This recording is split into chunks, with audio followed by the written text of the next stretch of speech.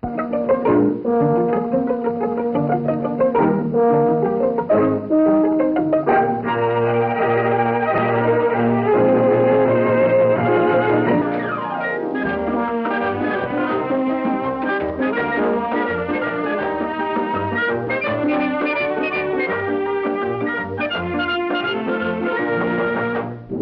Loretta Young Show.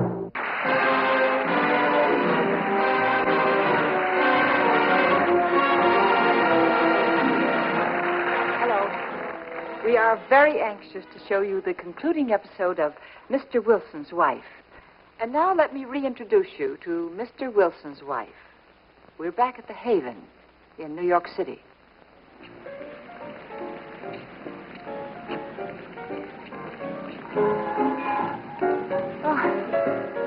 Excuse me.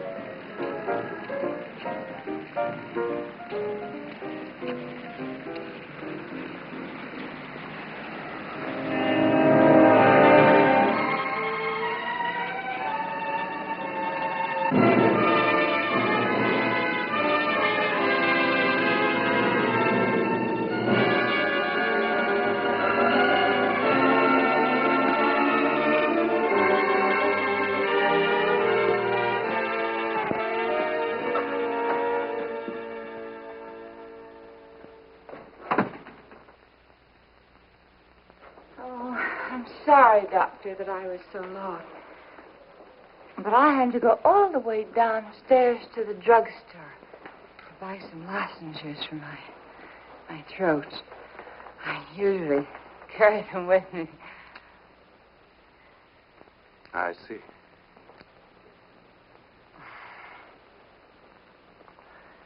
No, really. I went for a drink. Shouldn't have kept you waiting, though. I'm sorry. I'm sure you have lots of people with real troubles to listen to. Mrs. Wilson, where did you and Mr. Wilson meet? In my office. Before I was married, I worked in real estate. I sold him the site that his building is on. Oh? How long were you in real estate? I went into business with my father when I left high school. About 12 years, I think. When you met Mr. Wilson, did you work for someone or did you have your own office? I had my own office. 10 years I had my own office. When my father died, I took over, see. I inherited his trader's blood. You enjoyed your work? I loved it. Why did you quit? I got married. So? So? Well, I mean, as Robert Wilson's wife, I certainly didn't have to work. Many people work for reasons other than money. Well, I guess so, but... Did he ever ask you to stop? Oh, no, I just quit. Just wasn't any reason for me to work, but we sort of had an understanding, you see. I see. Did you ever think of going back to work? No. Why? I don't know. But I'm a married woman. I don't have to work. And Robert didn't like it. Not at all. Not really. Did he say he didn't want you to work? No. But I know how he feels. You see, he feels that a woman's place is in the home. And, well, he's a very important man, and he likes to feel important. And, well, he wouldn't want his wife out working. It just wouldn't be right for him. Well, what about you? How do you feel? Do you think it'd be right for a woman in your position to work? I don't know. No, I guess not. No. No, not if her husband was against it. Not if it would hurt his pride. Pride? Well, no, I don't mean pride exactly. I mean, well, Doctor, he's a very successful lawyer, and he's right. His wife should run a beautiful home for him and should entertain beautifully for him. I mean, well, she just shouldn't be out selling factories.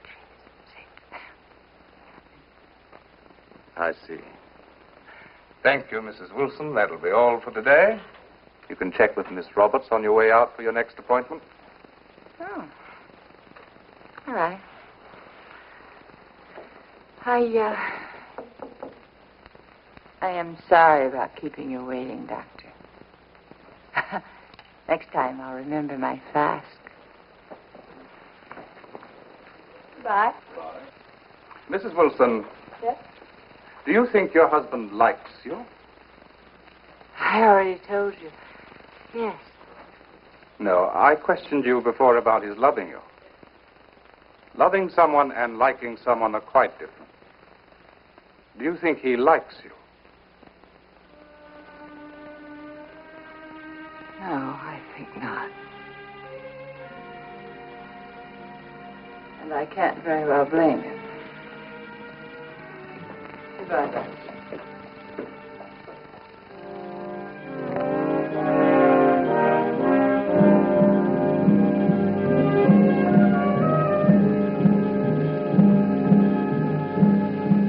Mr. Wilson, she feels that she's failed as your wife. Well, wouldn't you say she has, in a way? When you met and fell in love with your wife, she was a very successful businesswoman. Is that right? That's right. You married her and she quit work. I didn't ask her to. If she hadn't, would you have asked her to? Naturally. Why, naturally? Because there was no reason in the world why she should work. Evidently, there is a reason. There seems to be a problem in your marriage, and I will take another guess and say the reason is, or the problem is, that you married one woman and tried to change her into another. You fell in love with a vital woman in business, and then simply because she became your wife, you tried to change her into your concept of the role. You treat her like a kind of china doll. First, you don't mention her drinking at all. Just ignore it, maybe it'll go away. And then you turn around and try to solve the problem by simply taking the liquor away as you would candy from a baby. But she's not a baby, Mr. Wilson. She is a mature woman. And you have taken her out of a world where her existence was important, where she could express her God-given talents, and placed her in a home where she has no function. No function. She could be a wife to me. Not when she feels her husband doesn't approve of her as she is. And I don't mean disapproval of her drinking. I mean approval of the woman you married. Erase that pink and white picture of what you think your wife should be and take a good look at the woman you married. A woman geared for professional life. Accept her for what she is. Give her confidence that whatever she is, she's your wife and you love her. Now, let me get this straight. You think wives should work? We are not discussing wives.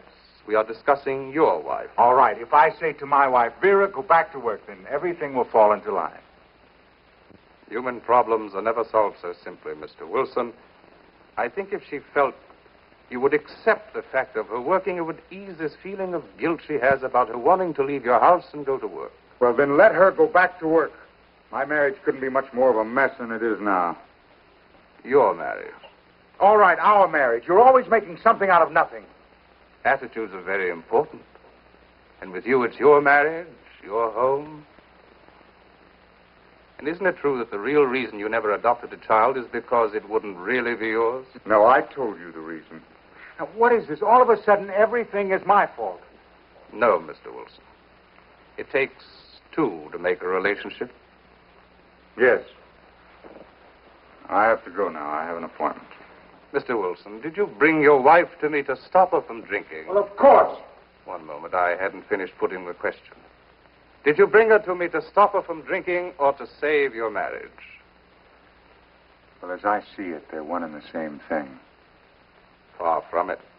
It would be quite possible for your wife to stop drinking and still not alter the situation which is destroying your relationship. What situation? You're a very proud man, Mr. Wilson, who feels he must prove his strength by providing all and asking nothing. But it takes real strength to show others our weaknesses. A woman doesn't want to be protected all of the time. She wants to feel needed, almost more than anything. Show your wife that you need her, if indeed you do. Good day, Doctor.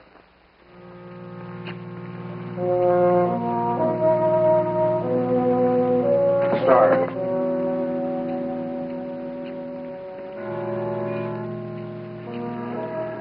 Evidently, there is a reason. And I will make another guess and say the problem in your marriage is you married one woman and then tried to change her into another. You fell in love with a vital woman in business, and then simply because she became your wife, you tried to change her into your concept of the role.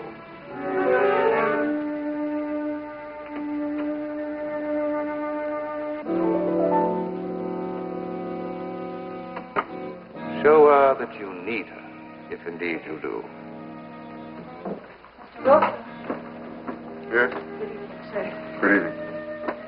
Mr. Ross is here Mr. Ross? Yes.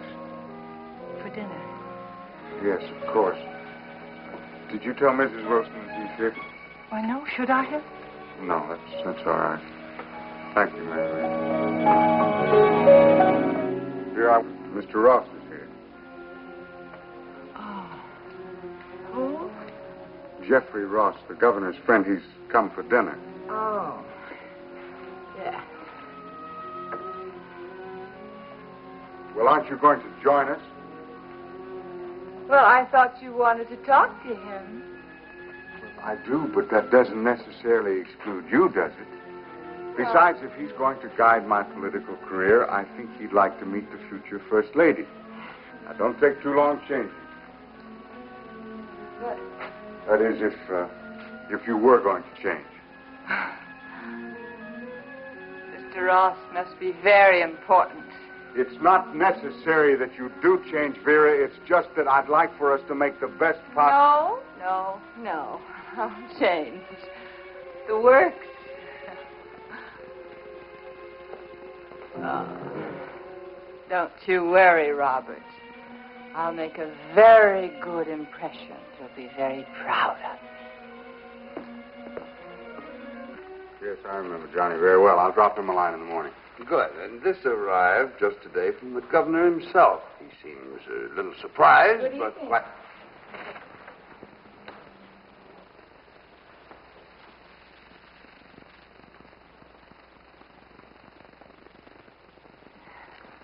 This barefoot lass, Mr. Ross, is my wife.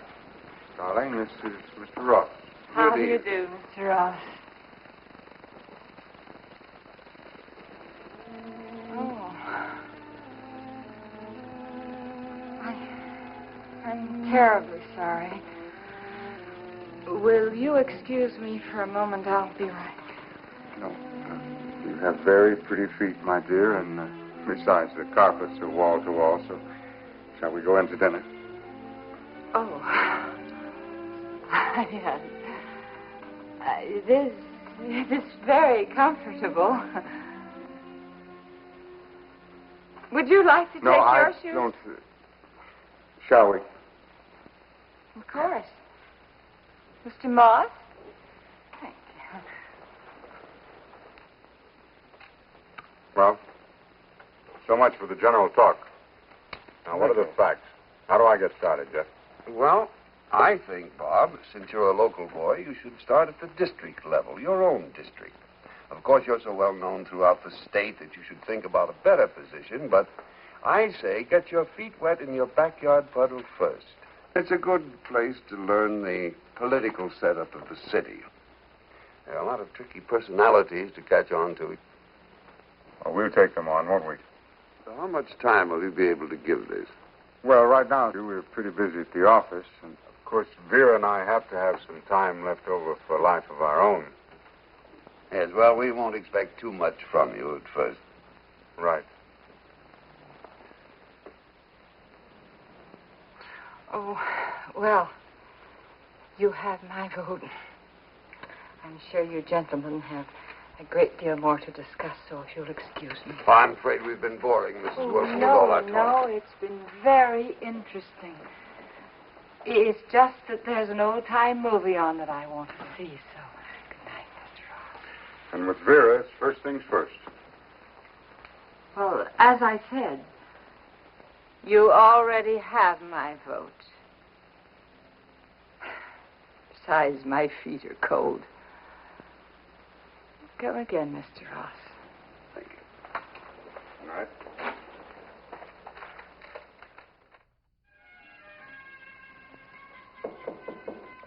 Come in. Oh. Did Mr. Ross go? Yes. Can we talk? You mean, can I talk? Yes. I'm not smashed yet. What's the matter?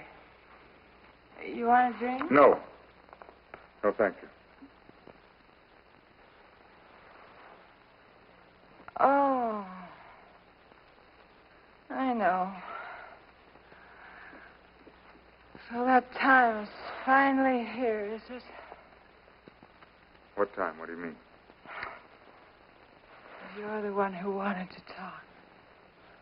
Well, I wanted to ask you what you remember about the Raymond building.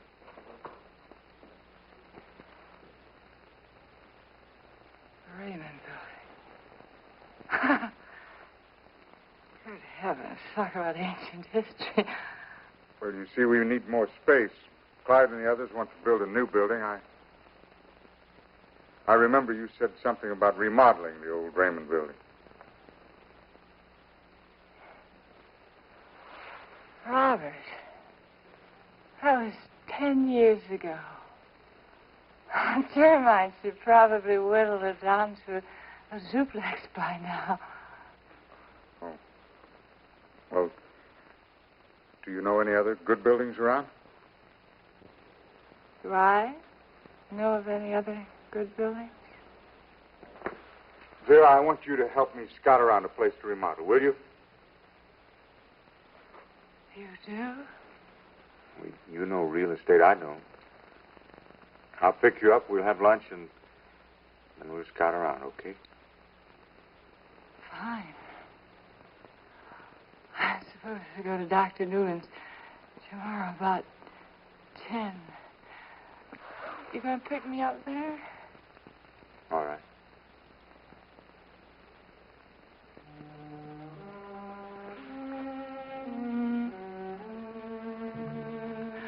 Robert.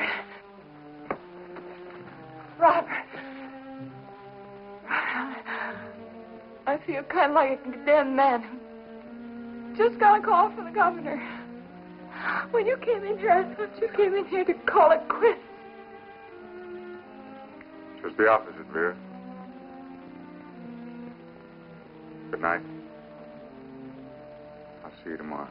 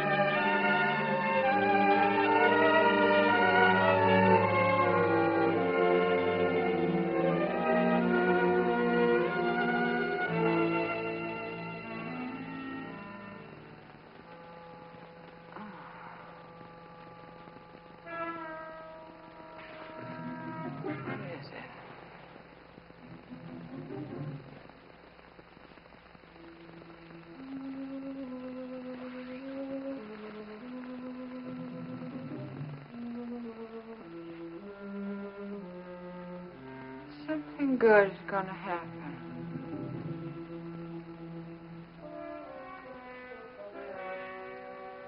Did I dream it? Robert? Good morning, Mrs. Wilson. No, Mr. Wilson's already gone to his office. Yeah.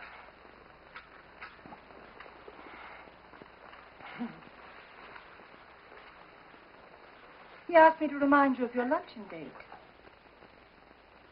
Your luncheon date. That's it. 11 o'clock. In front of the medical building. I didn't dream it.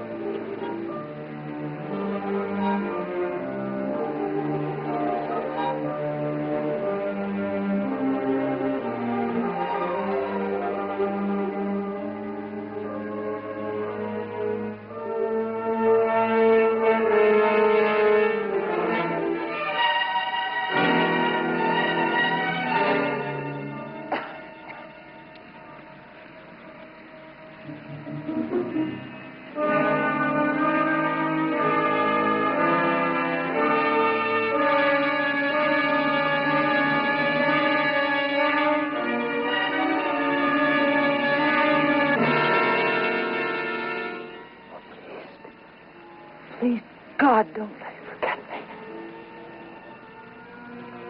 Next time I count three, let him be here.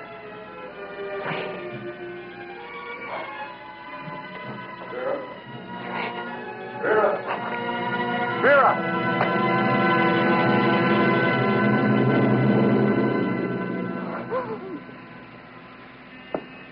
I thought you weren't coming. Richard was late. Bring in the car. Vera, you've got to expect more from me from now, just as I'm going to expect more from you. Now, if I'm a few minutes late, you've got to know I'm on my way. I'm not going to disappoint you, I promise. We're going to make a life together. At first, maybe it'll be painfully self-conscious. We've got a long way to go, but we're going to stick to it until, if nothing else, we make considering one another a habit.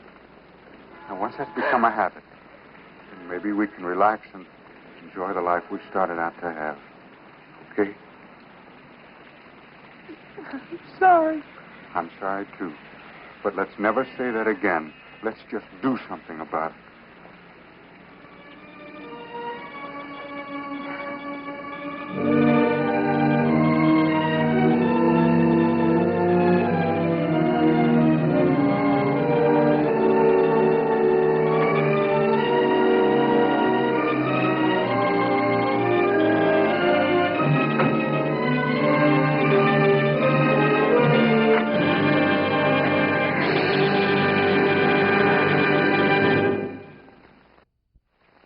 Very proud of this collection of gold medals, and especially proud to add this shiny new one, the 6th consecutive medal awarded to Loretta Young as favorite dramatic actress by the readers of TV Radio Mirror in the magazine's annual poll of television viewers. Congratulations, Loretta. Thank you, John. You're our favorite, too. Well, thank you.